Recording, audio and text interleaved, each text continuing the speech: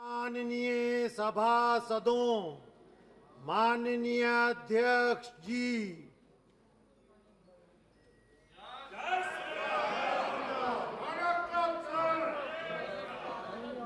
प्रश्नकाल 241 Shri Lara रोवंश।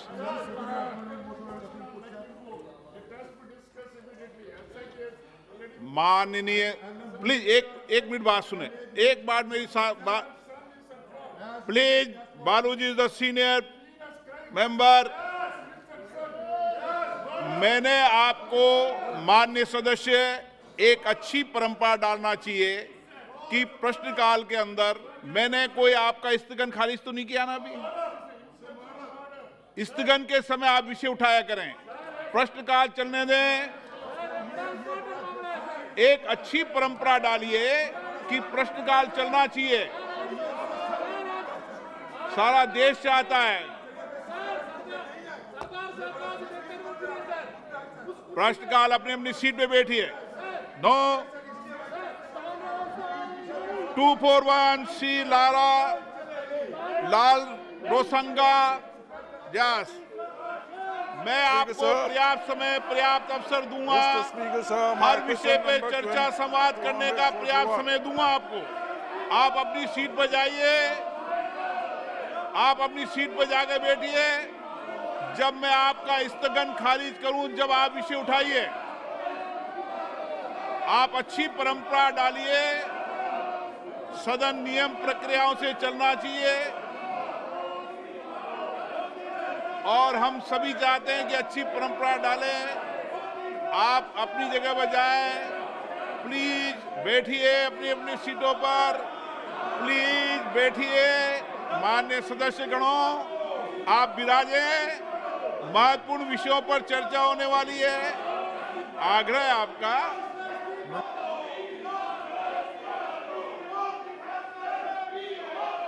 is laid on the table of the house.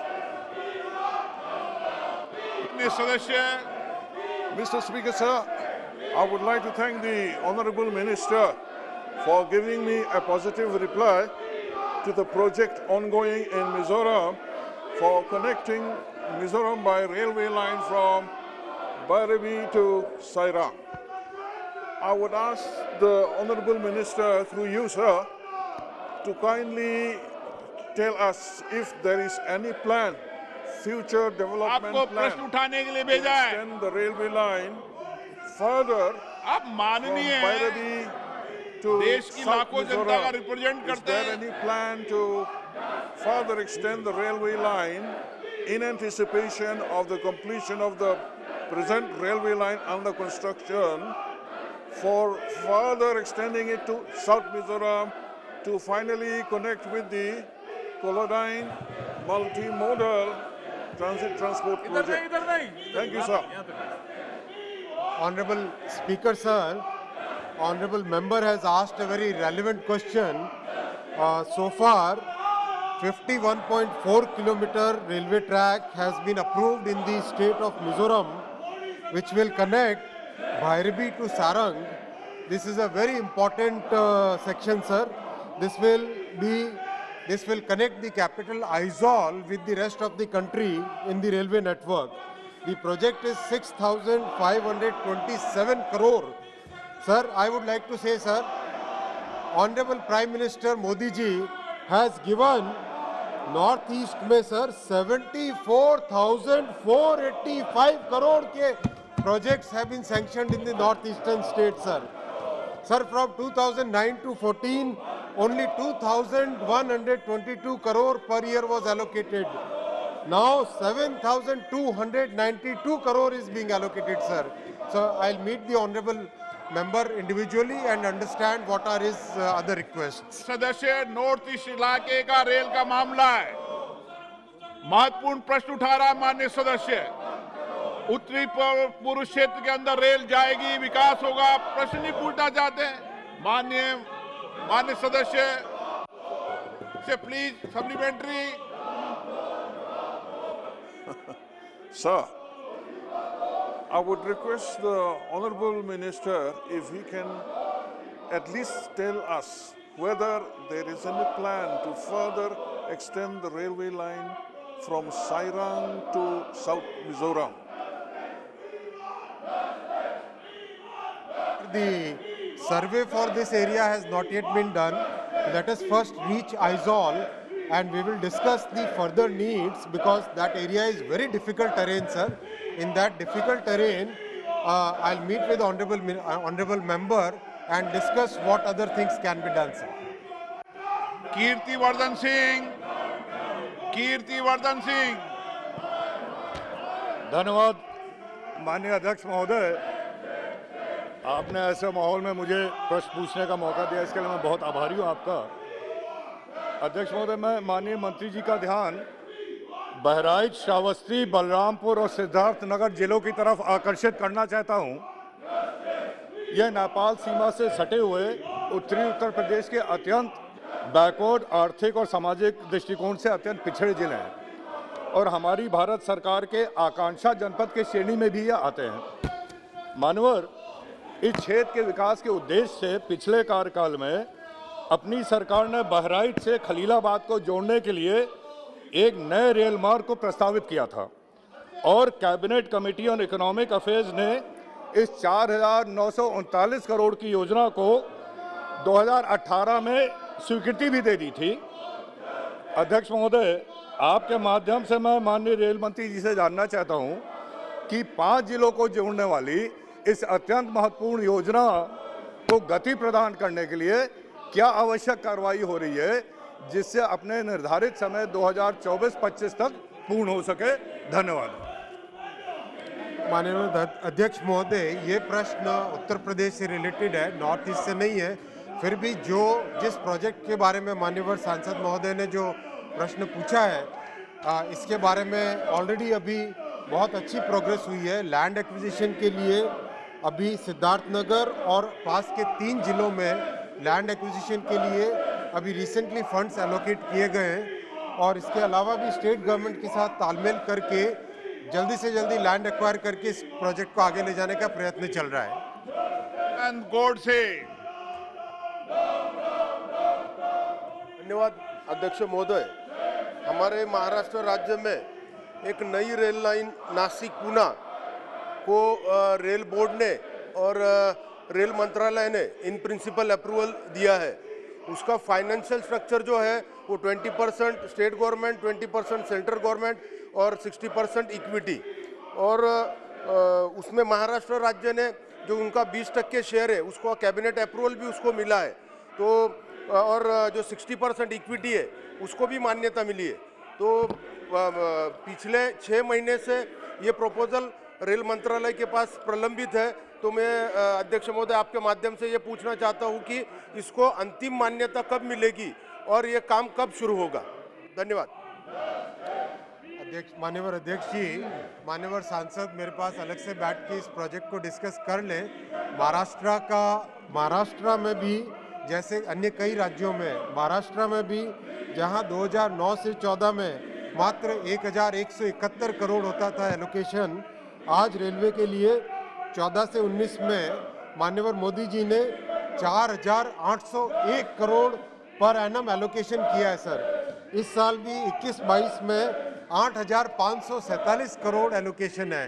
इस particular specific project के लिए ऑनरेबल एमपी साहब मेरे पास आ जाएं, बैठ जाएं, हम इसको डिस्कस करके आगे ले जाएंगे sir. Question number 242 Shri Kripanath Malla. 242 sir. माननीय मंत्री महोदय, sir, question answer is laid on the table of the house. माननीय सदस्य।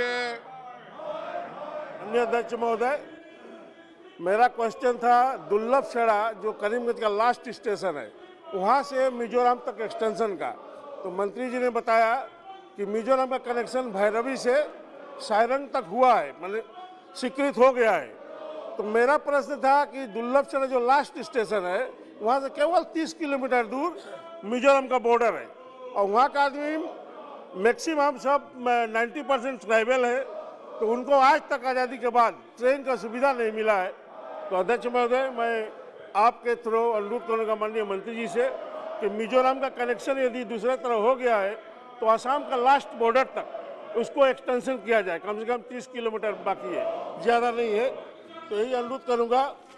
और एक क्वेश्चन है कि एक रेल हमारा चल रहा था सिलचर करीमगंज दुर्लभचड़ा 55687 और एक 55688, ये दुर्लभचड़ा से करीमगंज होते हुए सिलचर जाते थे पहले रोज, अभी कोरोना की वजह से बंद पड़ा है। तो माननीय मंत्री को मैं अनुरोध करूंगा उसको जल्द से जल्द चलाया जाए। धन्यवाद। मान्यवर अध्यक्ष महोदय, मान्यवर सांसद महोदय ने जो अलाइनमेंट की बात की है बरिया ग्राम से जामुआंग की, ऑलरेडी सर भैरबी से सायरन का प्रोजेक्ट चल रहा है जिसकी कॉस्ट 6,527 करोड़ है सर। नॉर्थ ईस्ट में काम करना बहुत डिफिकल्ट है, फिर भी हम लोग कटिबद्ध है नॉर्थ ईस्ट के हर कैपिटल तक रेलवे को ले जाने के लिए। पहले ये वाला सेक्शन हो जाए और ये पैरेलल में इस वाले सेक्शन के ऊपर अभी फिजिबिलिटी एनालिसिस नहीं हुआ है, ये शायद फिजिबल भी ना हो, फिर भी मैं ऑनरेबल मेंबर के साथ बैठ के इस पे डिस्कस कर लूँगा अलग से इस अलाइनमेंट की क्या इंपॉर्टेंस है सर।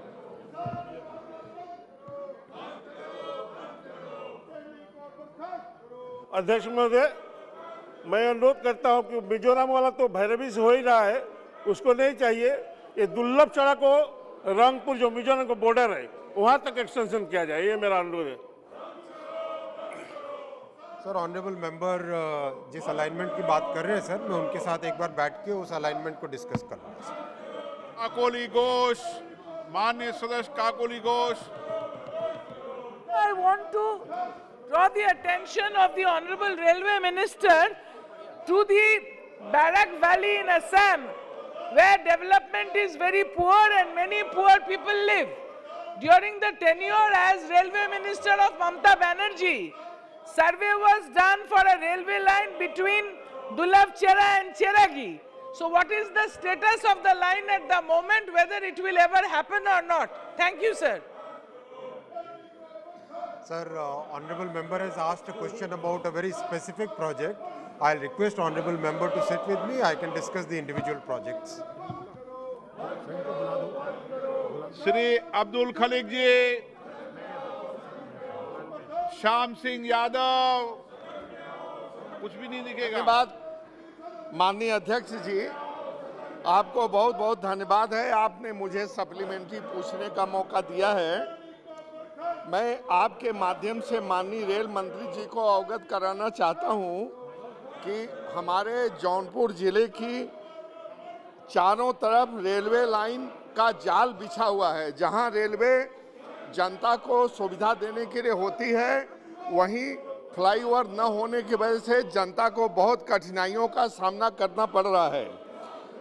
मैं अभी बहुत कोशिश के बाद जो जौनपुर से मिर्ज़ापुर वाली रेल फाटक तो बन गया है, फ्लाईओवर बन गया है, उसके लिए मैं माननीय मंत्री जी को बहुत बहुत धन्यवाद देता हूं। लेकिन जौनपुर से इलाहाबाद और जौनपुर से लखनऊ और मोगरा बादशाहपुर और खेता सराय, ये 4 जगह फ्लाईओवर न बनने से लोगों को बहुत कठिनाई का सामना करना पड़ रहा है। माननीय मंत्री जी, मेरा आपसे अनुरोध है कि कृपा करके इन चारों जगहों पर नजरें इनायत कर दें।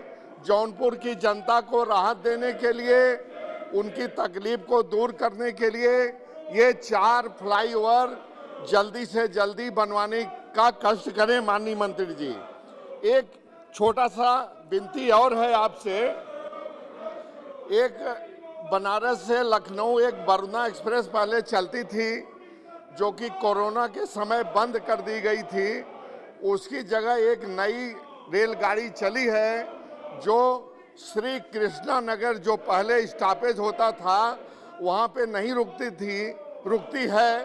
मैं आपसे ये गुजारिश करता हूँ कि श्री कृष्णा नगर, जिसको जो बदलापुर के पास रेलवे स्टेशन है, वहाँ बहुत दूर दूर से बहुत काफ़ी संख्या में लोग गाड़ी पकड़ने के लिए आते हैं। कृपया जो नई गाड़ी चली है उसका स्टॉपेज श्री कृष्ण नगर पे भी करवाने का कष्ट करें। धन्यवाद।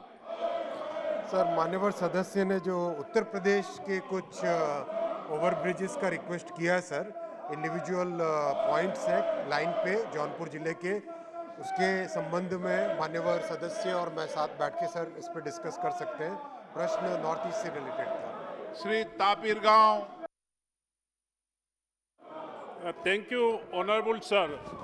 सर, मैं ऑनरेबल रेलवे मिनिस्टर से ये स्टेटस जानना चाहता हूँ। रेलवे मंत्रालय से सैंक्शन ऑर्डर तो हो चुके हैं, लेकिन Balukpong to Tawang, Silapathar to Bame, Pasighat, Tezu, Parshuram Kund, Namsai, Rupai, Dangri to Roing, survey and investigation का status and Pasighat to Rupai तक सर्वे एंड इन्वेस्टिगेशन आपका मंत्रालय में सबमिट हुआ। इसका कार्यक्रम कब शुरू होगा? तवांग तक और बामे तक का सर्वे एंड इन्वेस्टिगेशन का स्टेटस क्या है?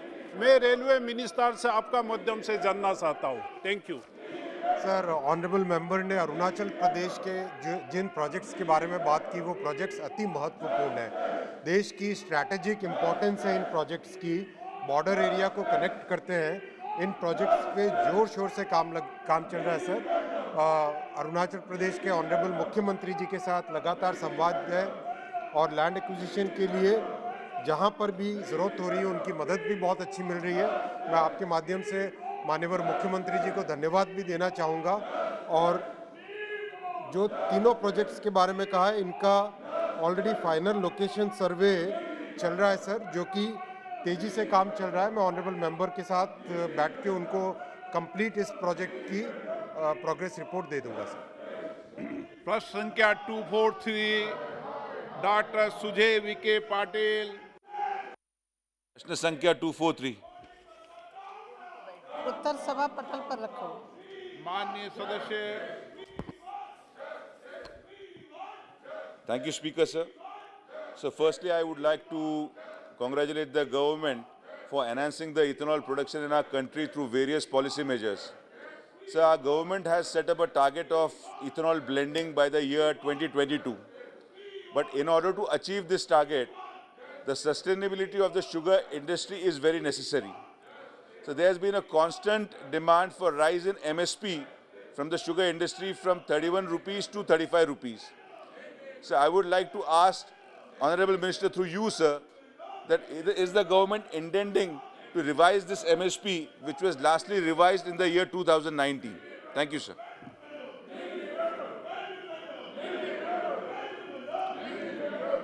माननीय अध्यक्ष महोदय, माननीय प्रधानमंत्री जी का जो विजन है भारत आत्मनिर्भर बने, उस दिशा पर सरकार काम कर रही है।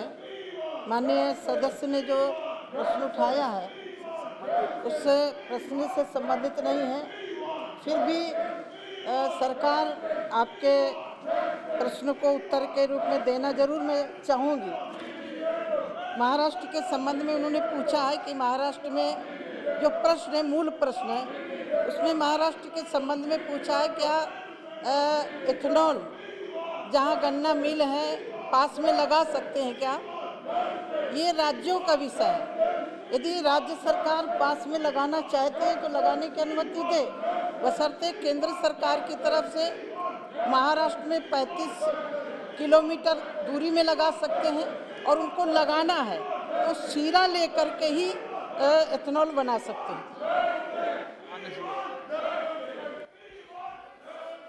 Sir, my second question is regarding the cutoff date for receiving the benefits under the interest subvention scheme. Sir, due to the procedures that were laid by the bank and the cutoff date was January 21, because of this technical difficulty, sir, very less people could receive the benefit of this scheme. So I would like to ask through you, sir, that is the government willing to revise this deadline in a circular manner so as to give benefits to more and more people of this interest subvention scheme, sir? Thank you, sir.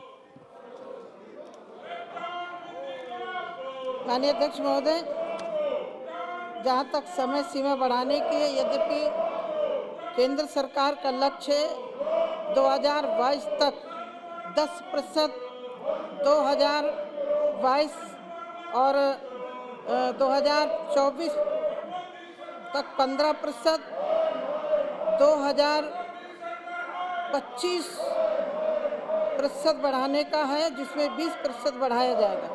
माननीय अध्यक्ष महोदय, एक बहुत बहुउद्देशीय विषय है जिसमें हम लोग आत्मनिर्भर बन सकते हैं, और पेट्रोलियम विभाग में जो हमें सूची उपलब्ध कराई है उसमें भी अनुमति देने की स्वीकृति दी है। इसमें कोई समयबद्धता नहीं है।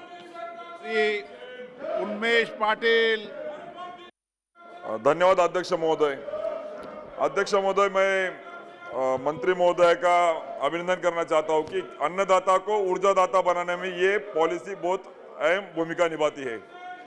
मैं आपके माध्यम से मंत्री जी को पूछना चाहता हूं कि ये इंटरेस्ट सबवेंशन जो स्कीम है महोदय, वो 1G इथेनॉल के लिए है, और 2G इथेनॉल में शुगर केन के साथ बांबू अगर लेते हैं तो उससे 4 पट रिकवरी उनकी अच्छी है।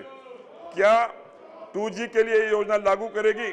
और दूसरा, एक मिनट मंत्री महोदय, कि इंटरेस्ट सबवेंशन जो है मंत्री महोदय, लगभग 1008 इंडस्ट्री को दिया है, उसमें से सिर्फ 108 लोगों ने आज तक प्लांट इंस्टॉल किए हैं। 90% लोग आगे नहीं आ रहे हैं। क्या ऑब्स्टेकल्स है, क्या इश्यूज है, क्यों प्लांट नहीं आ रहे? मंत्री जी, पंतप्रधान जी चाहते हैं कि हम आत्मनिर्भर बने, तो मुझे लगता है कि इसके लिए कुछ मंत्रालय द्वारा कुछ कमेटी की स्थापना की है, या क्या मंत्रालय का क्या भूमिका है? धन्यवाद। माननीय अध्यक्ष महोदय, इसमें इस एथेनॉल में पेट्रोलियम विभाग की बहुत बड़ी भूमिका है। पेट्रोलियम विभाग द्वारा 48 करोड़ लीटर एथेनॉल की आपूर्ति हेतु एथेनॉल की कमी राज्यों वाले टेंडर जारी किए हैं, और ये पेट्रोलियम विभाग उसको जारी करता है, स्वीकृत करता है, और वह प्रदेश से आएगी तो हम उसको स्वीकृति देंगे। और दूसरा विषय माननीय सदस्य ने जो उठाया है, उस विषय पर मैं ज़रूर बोलना चाहूँगी, क्योंकि गन्ना 3 महीने तक रहता है। उसके बाद एथेनॉल कहाँ से बनेगा? उसको हमने मक्का में भी लिया है, राइस में भी लिया है, और आपने देखा हो कि बहुत पहले राइस और मक्का वगैरह वेस्ट चला जाता था।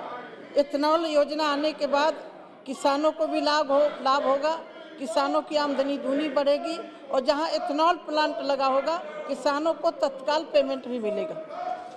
क्वेश्चन नंबर 244 श्री अशोक महादेव राव नेते। धन्यवाद माननीय मंत्री जी, प्रश्न संख्या 244।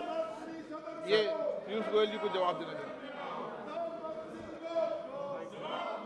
उन्होंने बहुत दिलचस्पी दिखाई है इथेनॉल के विषय में, और वास्तव में ये माननीय प्रधानमंत्री नरेंद्र मोदी जी का एक बहुत अहम भूमिका रही है कि हमारे किसान जो गन्ना बनाते हैं, जो हमारी शुगर मिल्स देश भर में बड़े पैमाने पे रोजगार देती हैं, हमारे को चीनी में आत्मनिर्भर बनाए, और विदेशी मुद्रा से जो पेट्रोल डीजल के लिए क्रूड ऑयल आता है उसको भी कम करके हमारा देश आत्मनिर्भर हो, उसके लिए बहुत सारे कदम उठाए हैं। वास्तव में जब हम 2014 में आए तब मात्र 1-1.5% इथेनॉल ब्लेंडिंग होता था, आज 8% से ज़्यादा हो रहा है, और आने वाले 3-4 साल में ये बढ़ के 20% होगा। चीनी मिलों की जो ड्यूज पहले वर्षों तक नहीं दी जाती थी, आज के दिन पिछले चीनी सीजन तक लगभग पूरी ड्यूज दे दी गई है। थोड़ा सा अमाउंट बाकी है जो हाल में चीनी के लिए गन्ना लिया गया, वो दिया जा रहा है। ये अन्य योजनाओं के तहत चीनी मिलों को भी मजबूत किया गया, चीनी किसान और गन्ना किसानों को भी मजबूत किया गया, और इसी के तहत जो अलग अलग सुझाव आए हैं उसमें लगातार हम संपर्क बनाए रहते हैं।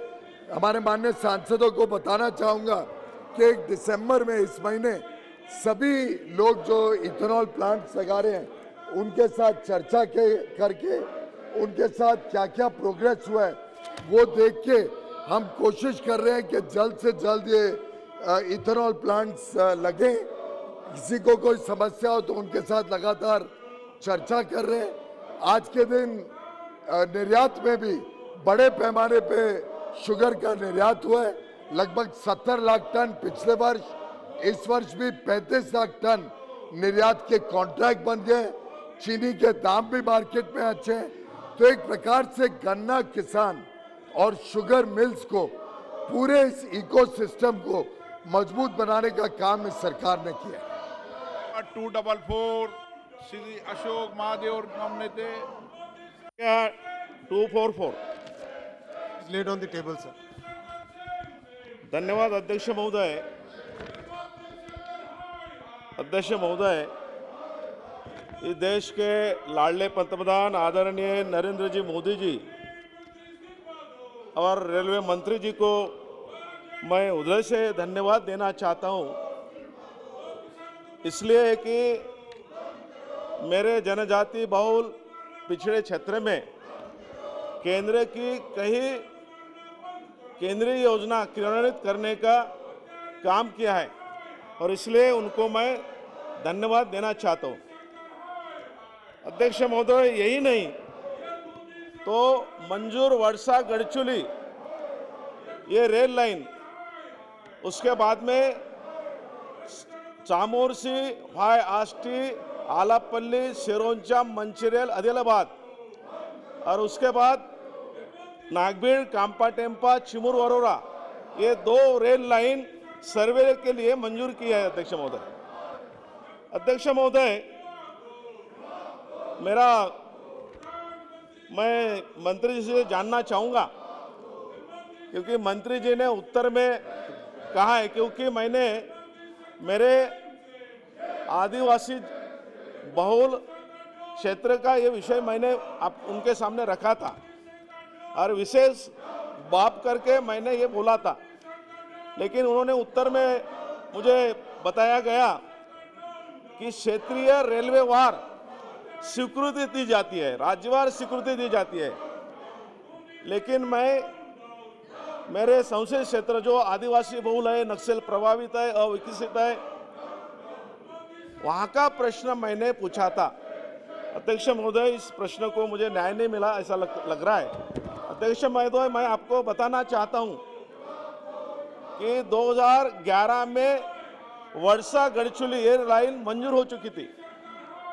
अभी करीब 11 साल हो गए अध्यक्ष महोदय, अभी तक काम चालू हुआ नहीं, बहुत ही धीमी गति से काम चालू है अध्यक्ष महोदय।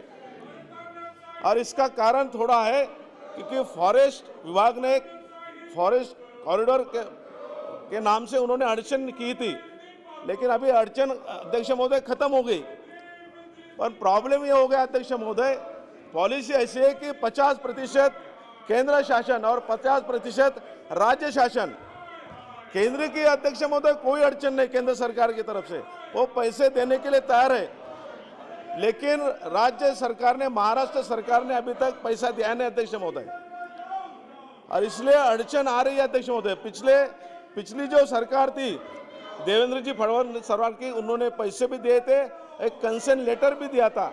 अब थोड़ा इतना काम है अध्यक्ष महोदय, ये तुरंत काम चालू करने के लिए यदि सरकार के तरफ से यदि निवेदन चले गए मुख्यमंत्री जी को और पैसे देने का अगर ये किया, तो मेरे को लगता कि इसके बारे में न्याय मिलेगा। और इसलिए मंत्री महोदय से, इसलिए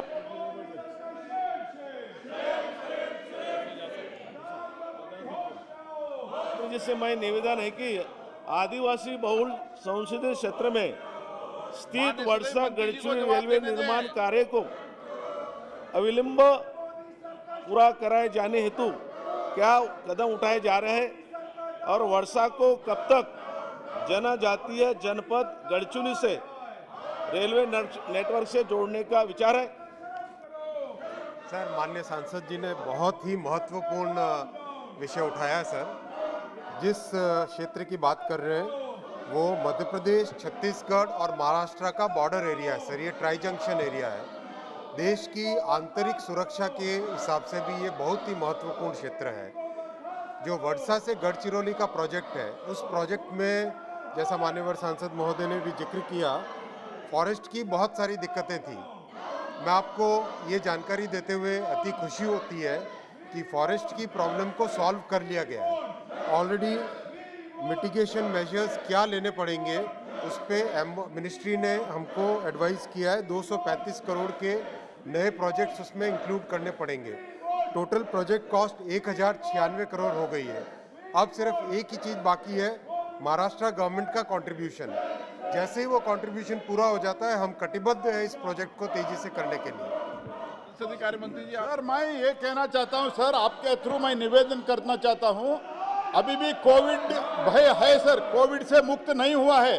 अधिकारियों के सामने इतने नजदीक खड़े होके बिना मास्क ऐसे नारा लगाना, ये स्वयं को रिस्क में भी डाल रहे हैं और अधिकारियों को भी रिस्क में डाल रहे हैं, लोगों को रिस्क में डाल रहे हैं। मैं ये कहना चाहता हूं, हम जनप्रतिनिधि के नाते, नेता के नाते हम भी नियम नहीं पालन करेंगे, ये ठीक है क्या?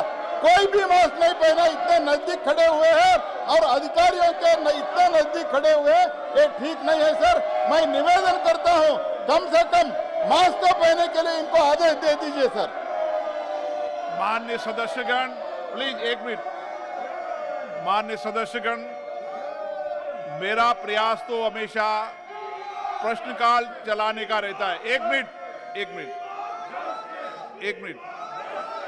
मेरा प्रश्न काल चलाने का रहता है और आज जनजातीय क्षेत्र के विकास में रेल संबंधी विषय पर चर्चा हो रही थी, उत्तरी पूर्व क्षेत्र में रेल पर चर्चा हो रही थी। एक अच्छी परंपरा रहे, प्रश्नकाल चले, महत्वपूर्ण प्रश्न रहते हैं और आज महंगाई जैसे मुद्दे पर भी चर्चा होनी है। आप चर्चा सदन में मांगते हो, मैं सभी मान्य सदस्यों पर्याप्त समय पर्याप्त अवसर देता हूं। आपका जो सवाल है, जब प्रश्नकाल समाप्त होने के बाद जब मैं स्थगन को निरस्त करूं, जब आपको विषय उठाना चाहिए। आप प्रश्नकाल को डिस्टर्बेंस कर रहे हैं, एक अच्छी परंपरा नहीं है, अच्छी परपाटियां नहीं है, सदन की उच्च मर्यादा भी नहीं है। मैं सदन के नेताओं से कहना चाहता हूं कि आपके सब पीठासीन अधिकारी भी ये कहते हैं कि प्रश्नकाल चलना चाहिए। मैं आप प्रश्नकाल के बाद आपको विषय उठाने की इजाजत दूंगा। अगर आप प्रश्नकाल चलने देंगे तो मैं आपको विषय उठाने की इजाजत दूंगा। महंगाई जैसे मुद्दों पर आज चर्चा होनी है, आप चर्चा नहीं करना चाहते सदन में। एक अच्छे वातावरण में सदन चल रहा था, देर रात्रि तक आप बैठकर चर्चा कर रहे थे, संवाद कर रहे थे। माननीय सदस्य, मैं आपको हर विषय पर हर चर्चा और संवाद कराना चाहता हूं। ये सदन स्वस्थ चर्चा करने का सदन है। मेरा आपसे आग्रह है, आप तख्तियां लहराने के लिए यहां पर नहीं आए, नारेबाजी के लिए नहीं है। सदन की आप बैठना चाहते हैं, मैं आपको आफ्टर क्वेश्चन वर्क आपको बोलने की इजाजत दूंगा। आप बैठिए सीट पर। आप अगर सीट पर बैठेंगे तो प्रश्नकाल के बाद मैं आपको इजाजत दूंगा। प्रश्नकाल स्थगित कभी नहीं होता है। 9 सभा की कार्रवाई 2 बजे तक के लिए स्थगित की जाती है।